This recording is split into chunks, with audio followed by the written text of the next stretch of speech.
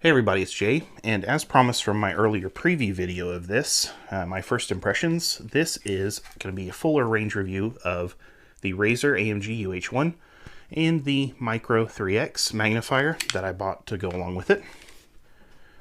Now the Razer UH-1 is a Holosight, holographic, and I'm going to crib from my earlier video and show you probably right around here what the reticle looks like.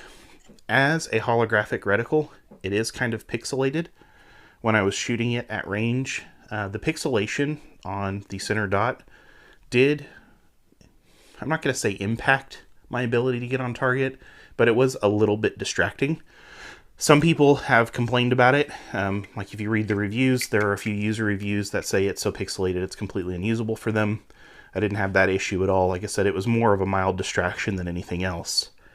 It sighted in very quickly on my Bren 2S at 100 yards with Wolf ammunition, 55 grain. I was shooting under 3 inches. And then whenever I switched over to 69 grain, those groups tightened up to about 1.5 inches. And I really liked the versatility of being able to go from close range to flip the sight over to long range. And then even switching over to the 3X magnifier and shooting at 200 yards. Like I mentioned in a previous video, it was almost boring shooting at 200 yards because I was so consistently hitting the 12-inch steel plate with 55 grain Wolf ammo. So I really, really like this setup. My overall opinion of it is I would actually like to get another one of these. I've got a Tavor X95 coming in. I'd like to put the exact same setup on it at some point because for a short to medium range optic setup, it seems great.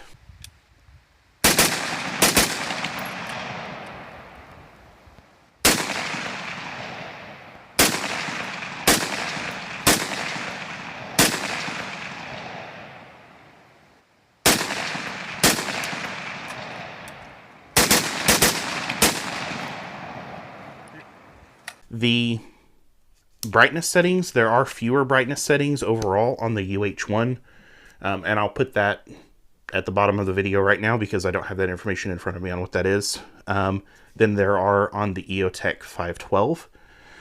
And this is budgeted a little bit lower than the EOTech 512. It's about $50 cheaper whenever I was looking up prices, whenever I actually bought mine. Now, I'm always loath to quote prices on here because someone will always correct you on prices whenever you say it on YouTube because prices change over time. This is just my experience whenever I bought mine. It was a little bit cheaper than the EOTech 512. And for that price, gained me a QD release. Some people have complained about the size of this optic. It does look very chunky. Now, if you're one of the many commenters in my high point video, you may say looks don't matter, but some people look at this and go, this optic is huge. I don't want an optic that big on any of my guns because it looks terrible. That's a purely personal opinion, personal taste thing. That does not impact function. That is a cosmetic consideration. On this Bren 2, I actually think that square blockiness kind of matches the form lines on this gun, and it looks fine on it. But you know, there's no accounting for taste really. It takes up less rail space than the EOTech 512. It's a little bit shorter than the EOTech 512. It is weighty and chunky. I will give it that.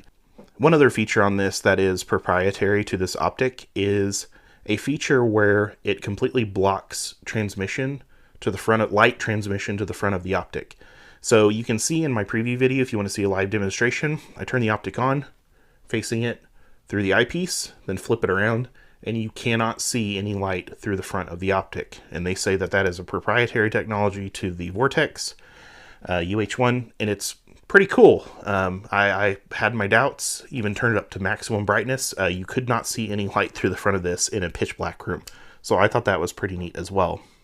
One other cool thing about this too is right now I have the standard battery that came with, you can put a rechargeable battery in and it recharges off the little USB port here.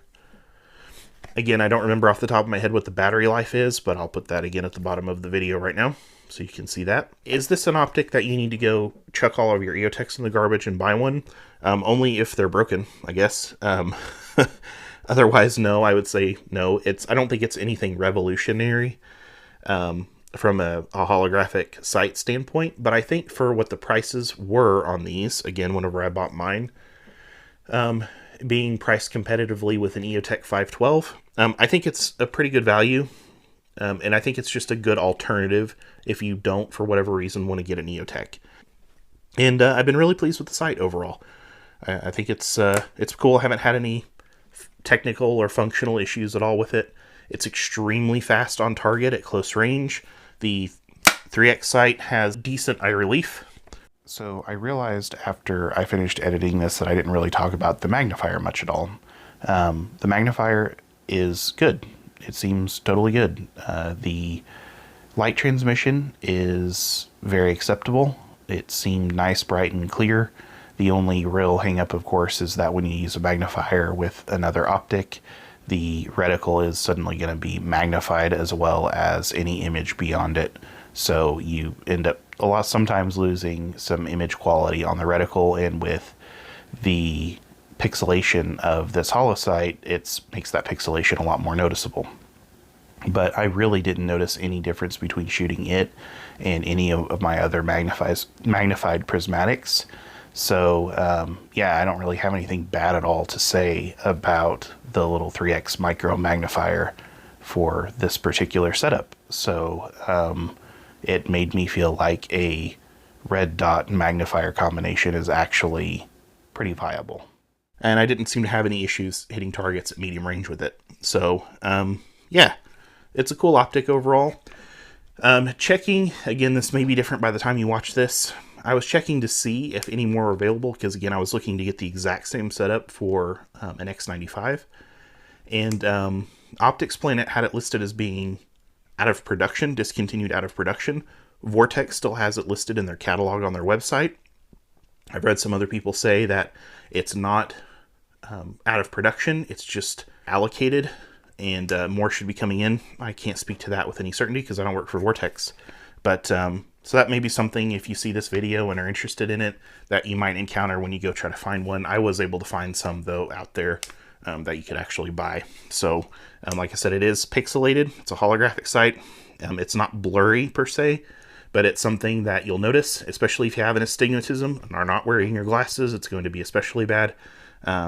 But for me, it's not been an issue. So hey, it's me again. I didn't go through some specific features of this optic in this video because in my hands-on / preview video that I did before, I kind of went through a lot of that information, and I didn't want to retread all that for this video and just make people listen to all the same stuff over again. So if you haven't seen that video yet and you want to know some more specific features and see a little bit more of a close-up of what the optic looks like, go check that video out. I'll be sure to put a note or a link in the description.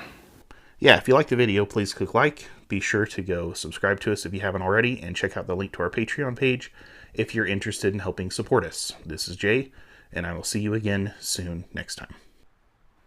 So I'm going to put a few rounds through it with some match grade ammunition just to see how those groups tighten up. This is not really meant to be a review of the accuracy of the Bryn 2, which I find to be perfectly acceptable. This is more about the performance of the optic itself. So that's kind of what I'm going to focus on, is that usability. Then once I put some rounds downrange out here, then we'll cut back to the table and I'll kind of go over my final thoughts. So let's go ahead and get some shooting done.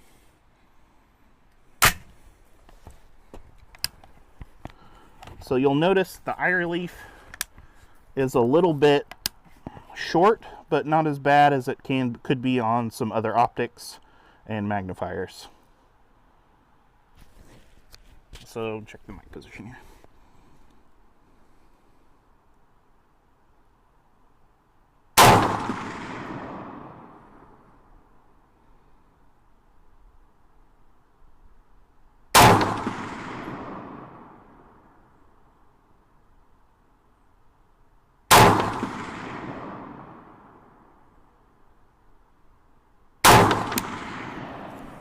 So like I said, pretty successful with the 69 grain ammo as far as tightening up groups.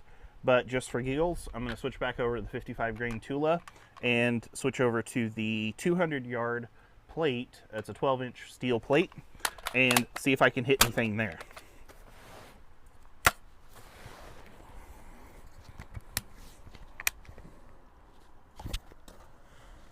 And I'm shooting through a lot of tall grass right here, so a little bit difficult to see where the target is. Hit. Hit. Hit.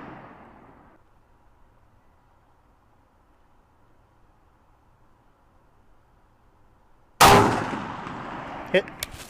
So, no problem at all hitting the 12-inch plate with Tula, 55 grain, correction, Wolf 55 grain at 200 yards with this optic setup on this 11-inch barrel pistol.